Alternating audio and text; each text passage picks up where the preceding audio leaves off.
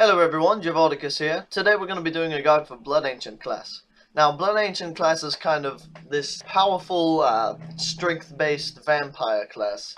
I'm going to show you how to get it, where to get it, some enhancements for it, its passives. We're going to go through its skills. I think I'm going to start doing player versus player, 1 versus 1 guides for each class I do from now on. If you guys don't like that idea, comment and tell me what else I should do, because I'd like to expand my horizons and try new things. Uh, you know, try to spread the word. Tell me what I should do instead if you don't like that idea. I think it's a good idea because I don't see a lot of actually good getting down to the basics, why you should do this and that in player versus player things on YouTube. So I think it would be a good idea. If you do or don't disagree, agree, comment and tell me what. But anyways, forget about that for now. Blood Ancient is a legend-only class, free AC storage. So now I'm going to show you how to get it. Good evening, mortals. Welcome to Zafiria's Castle. Alright, welcome to Zafiria's Castle. Basically, to get Blood Ancient, you're going to come here to Orlok, shop, and Blood Ancient is going to be right here for 25 Ancient Vitae. Merge. To get the Ancient Vitae, you're just going to come to Orlok's Quests. Right here you go. And get Legacy Vitae. All you have to do is just kill any monster in the room. In the whole castle, actually. And they'll drop it eventually. It's actually not easy to get, but it doesn't take too long. You just have to do it. Blood Ancient also has a AC shortcut. You're just going to come here. Find the class shop right here. Top one. I'm stupid. And you can buy it right here for 2,000 ACs. Or you can go to Battle On if you don't know how to work the game menu. It's not that hard. But you can buy there, and you can also merge it here. Now, it is free AC storage, so you can just drop it in your bank if you don't feel like using it. And it is legend only, like I said. Only upgraded members can use Blood Ancient. I'm sorry if you're not. It'll give you another reason to upgrade, because upgrading is a lot of fun. Moving on to enhancements for Blood Ancient. Now, as I said before, Blood Ancient is very fighter based, it's very strength based, it needs that endurance and power and raw energy. So what I'm going to be recommending, as you can see, it has high strength, endurance, and dexterity, but low on luck, wisdom, and intellect, because it's totally physical, it doesn't need much magical power.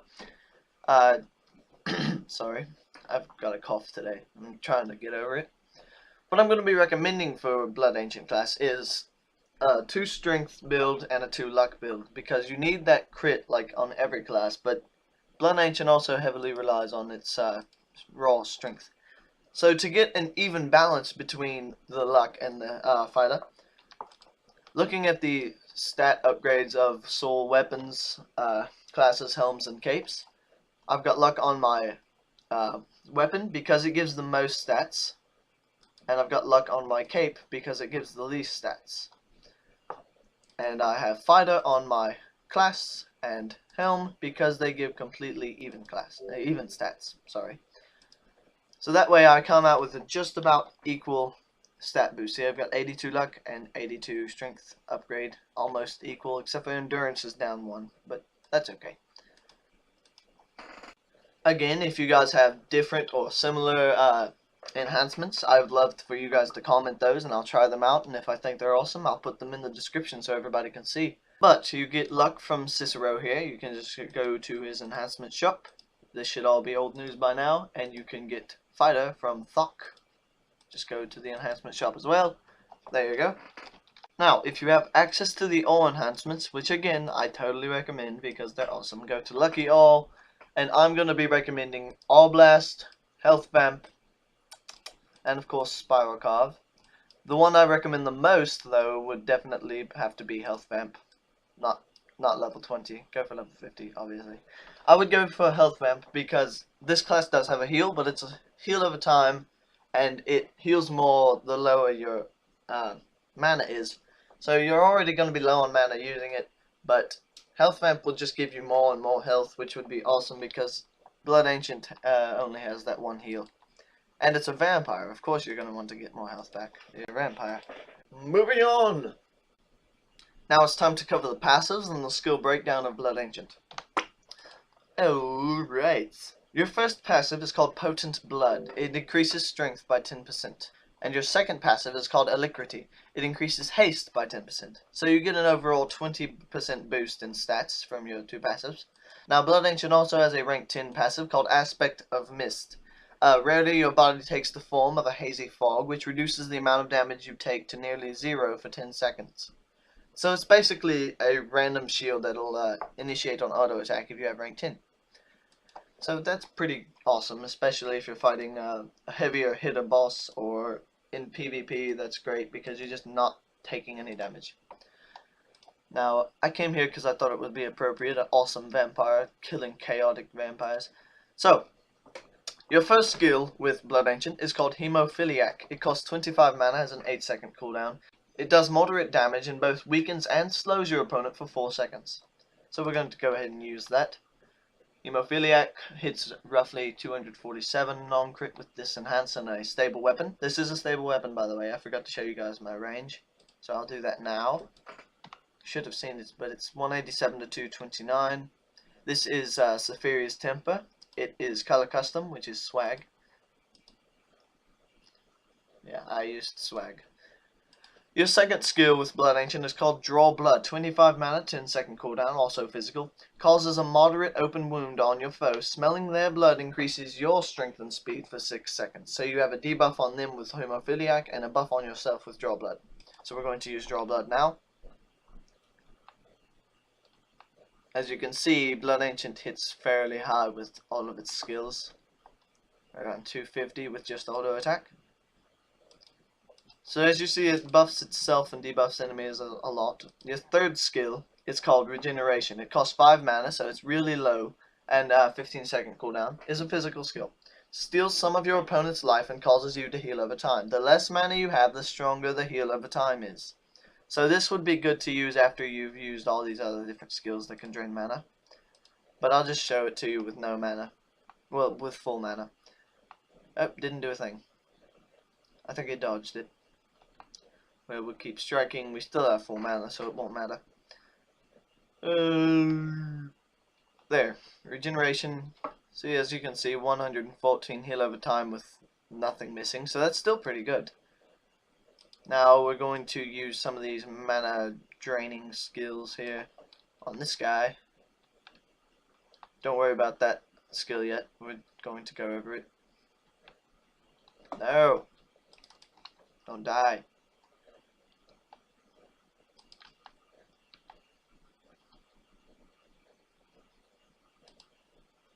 I'm running out of enemies.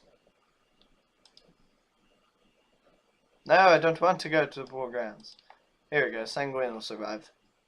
Alright, here we go. Decently low. And we regenerate 104, this is bullcrap.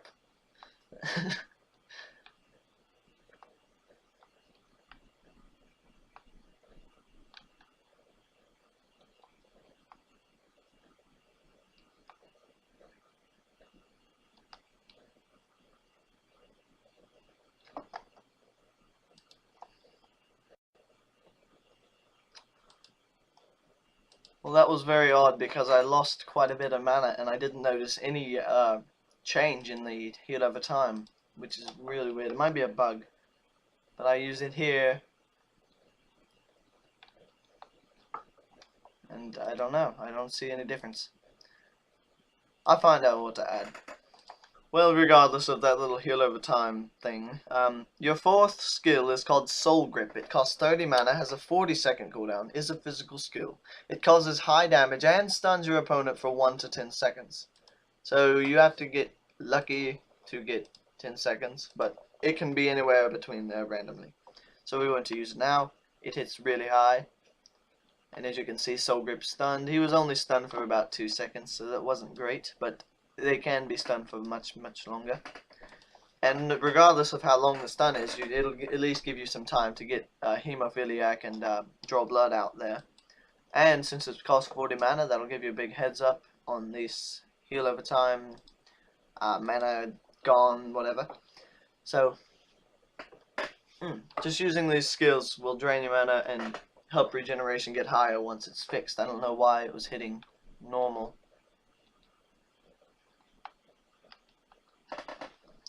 But that's how it is. Let's try it one more time. Yeah, see, it's still 118, so I don't understand why. It's very odd.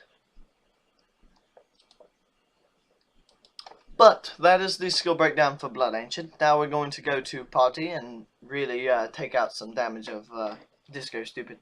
Alright, here we are. So what I'm going to be doing is I'm going to first be doing Draw Blood, then Soul Grip, then Hemophiliac, and Regeneration. Because I want this boost I get from Draw Blood to affect my Soul Grip and my Hemophiliac, because that'll just enhance the damage of all my stats. So I'm always going to open with Draw Blood first. So I Draw Blood, I Soul Grip, and I crit 2k. Then I just spam all my other things and he's dead before the stun fades. So it's pretty nice. It damages nice and really quickly. So I think that's everything. Blood Ancient class. I would recommend it for 1 versus 1 PvP if you think you can close the distance fast enough. If you're fighting a longer ranged opponent and you can't get that stun in there, you're not going to do too great. You could still win, but you have to be able to close that distance. You have to get close, because Blood Ancient is all upfront and personal with all of its skills. I would not really recommend it for Blood Brawl because it doesn't have any AoE skills. It doesn't have any long-ranged attacks. It does have a stun, so maybe if you're only fighting a few people at a time, like 2 or 3 people in a room against 2 or 3 people in a room, I think you might be okay, but it wouldn't be the best choice. It might be useful for taking down brawlers and restorers because it can push out high damage relatively quickly. For farming, I wouldn't really recommend it for farming either because of the same reason. It's not as fast and it doesn't have AoE and it's like short ranged. I might recommend it for going through the storyline. It has pretty fast damage output. It has quick mana regen, nice buffs and debuffs on your enemy. It has a little heal over time if you need it. It has that really big hitter and stun move, but it has a really high cooldown on that, but that's not a huge deal if you're just fighting little monsters. Would I say it's worth farming? I kind of like to have a lot of classes, so to me it's totally worth it. I don't use it as much as I'd like to, but every now and then I bring it out and I just PvP with it sometimes and have a lot of fun with it. And to tell you the truth, you don't see it out as much anymore. You rarely ever see Blood Ancients. Anyway, I will be making a player versus player class guide for this. Depending on what time I get home, I think I'll do it tonight and upload it, and it will be on YouTube by tomorrow. Anyway, I hope you guys enjoyed the video. I hope you liked it. If you have similar different enhancements, please post them. If you like my videos, like them, comment, subscribe if you would like to.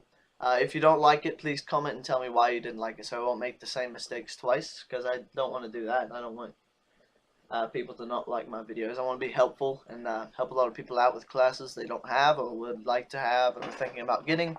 Please comment and tell me what class I should do next, because that's a big deal. I need to know what you guys want to see.